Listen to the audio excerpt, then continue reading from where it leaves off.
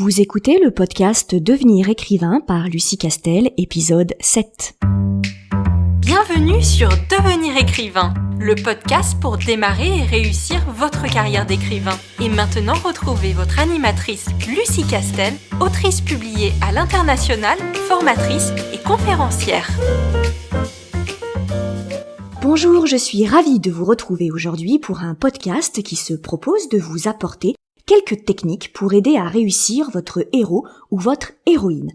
C'est une question fondamentale parce que le succès d'un roman repose souvent plus sur le charisme et l'intérêt d'un ou plusieurs personnages que sur l'histoire en elle-même.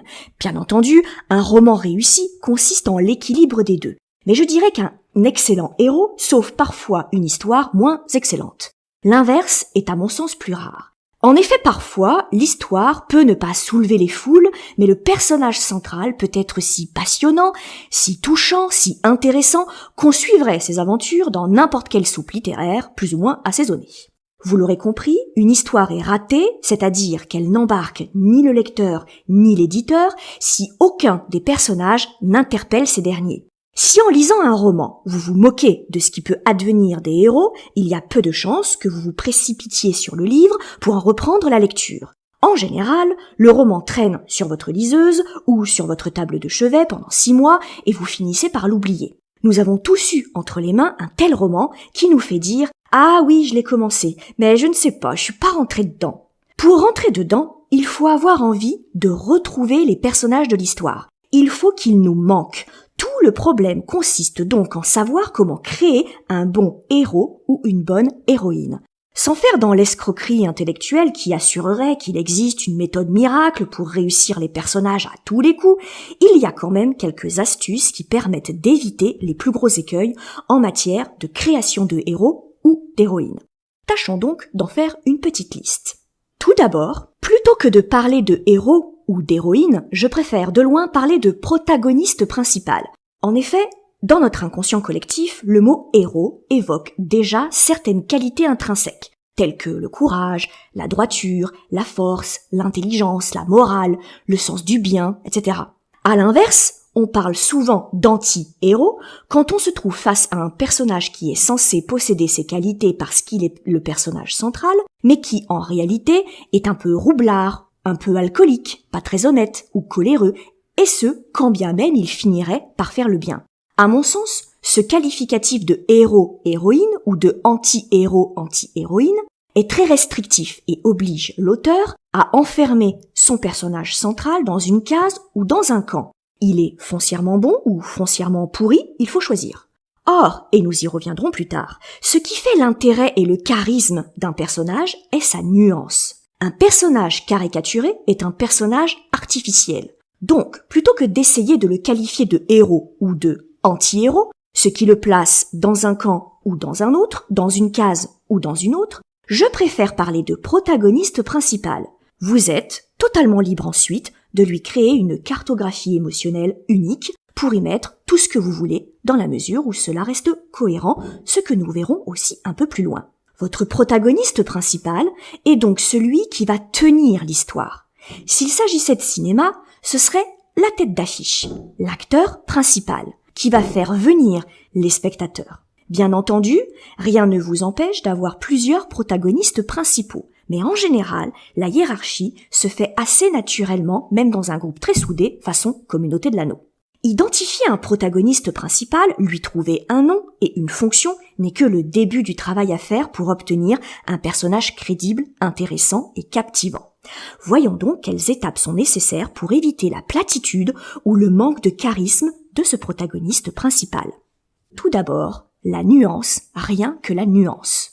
Le premier écueil consiste à en faire des tonnes pour être bien certain que le lecteur va comprendre que, ça y est, c'est maintenant, il rencontre enfin le protagoniste principal de l'histoire, celui sur qui tout va reposer. Le premier secret d'un protagoniste principal réussi se trouve donc dans la nuance. Il n'est pas que bon ni que mauvais, il n'est pas que coléreux ou gentil, pas que jaloux ou altruiste. Il n'est jamais d'une seule couleur. Pourquoi la nuance est-elle si importante ? Tout simplement pour permettre la vraisemblance. On s'identifie aux personnages, on les aime, on les déteste, on a peur pour eux, on rit avec eux, parce qu'ils sont vraisemblables. il pourrait exister.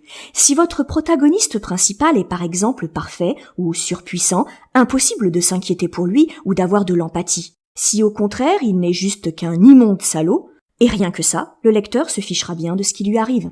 Pour que le lecteur se connecte au personnage, si fort qu'il vous en parlera comme s'ils existaient vraiment, il faut qu'ils soient vraisemblables, donc crédibles.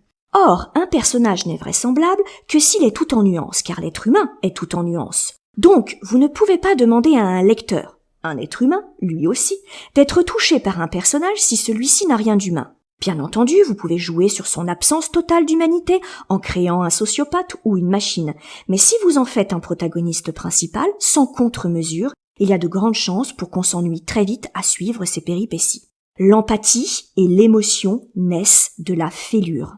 L'exercice de style sera donc peut-être remarquable, mais n'empêche que le lecteur ne dormira jamais en se demandant « Que va-t-elle faire ? Va-t-il s'en sortir ?» Une fois encore, nous pouvons faire un parallèle avec le cinéma. Si les effets spéciaux sont ratés, au point qu'on aperçoive tous les raccords, alors le spectateur se sent éjecté du film. Il ne rentre pas dans l'histoire. Bien sûr, on pourrait citer le cas des films de série Z, mais il s'agit d'un ressort comique et parodique, ce qui est une autre technique. Comment alors créer la nuance ? À mon sens, et selon mon expérience, il existe 2 méthodes qui fonctionnent assez bien. La première consiste à toujours finir votre description de personnage par un « oui, mais ». Exemple, Vladimir, le vampire, est sombre, ténébreux, élitiste, il ne fait confiance à personne et n'aime personne. Oui, mais il est aussi profondément marqué par le décès de sa sœur, meurtri par la solitude et aspire à trouver l'âme sœur. Autre exemple, Marie, médecin légiste, est gaffeuse, naïve, douce, joviale. Oui, mais elle est aussi professionnelle, parfois mesquine, un peu jalouse et très obstinée. Cette petite astuce vous permet de vous rappeler qu'il ne faut pas trop s'emballer quand on crée un personnage et qu'il faut toujours penser à le doter de plusieurs facettes. Facettes que le lecteur va avoir la joie et la surprise de découvrir au fil des pages. Et ça va normalement le toucher. L'autre méthode consiste à vous inspirer de personnes qui existent vraiment.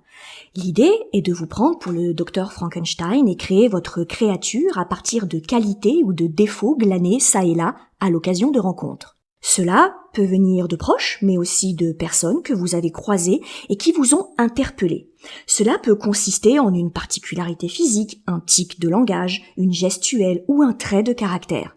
Faites des mélanges jusqu'à trouver un équilibre. Un bon écrivain est aussi un bon observateur, parce qu'une histoire passionne quand on a l'impression qu'on pourrait la vivre, même si ça se passe sur une autre planète ou après une apocalypse. Autre astuce, c'est le détail, plein de détails.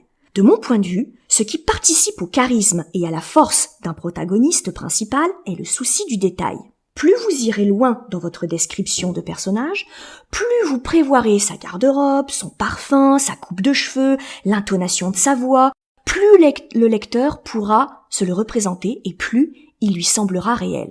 À partir de là, il est essentiel d'évoquer la fameuse fiche de personnage. Je vous encourage, avant même de commencer à écrire, à vous confectionner une fiche de personnage très précise à laquelle vous vous rapporterez tout au long du roman. La fiche de personnage est en fait un document sur lequel vous listez précisément le nom du personnage, son état civil, la description détaillée de son caractère, la liste de ses qualités, de ses défauts, ses signes particuliers, son objectif de vie, son éthique personnelle, ses liens avec les autres personnages et enfin un résumé en une phrase de son évolution dans le roman. Cette fiche est essentielle pour permettre de tenir le personnage sur l'ensemble du roman. Ce qui m'amène à la prochaine astuce, la cohérence.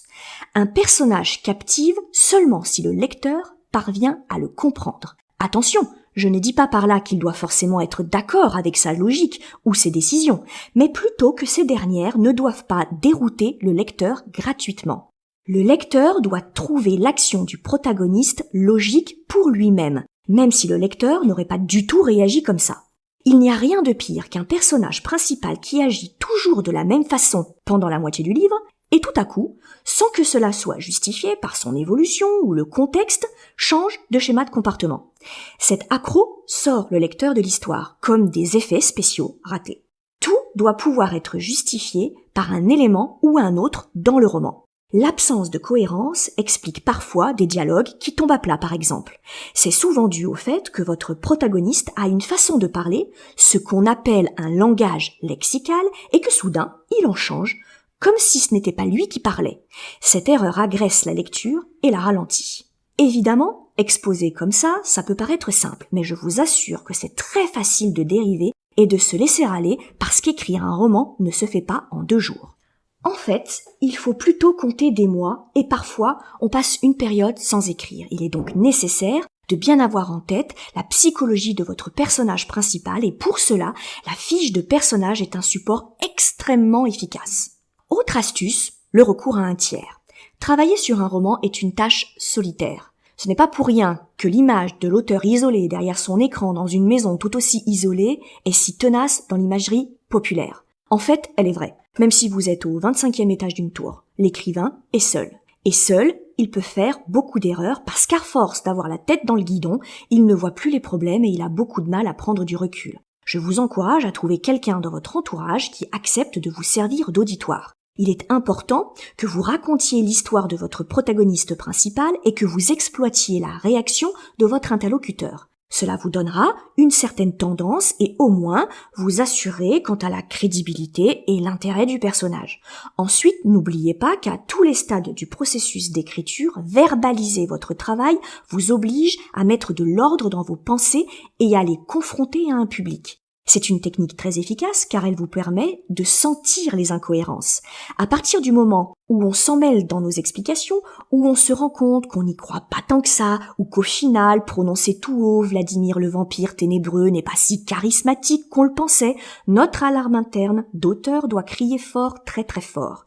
Il faut sortir de votre tête, de votre fort intérieur et vous obliger à exposer vos idées pour les conforter ou les modifier. Ensuite, on arrive à la notion du background.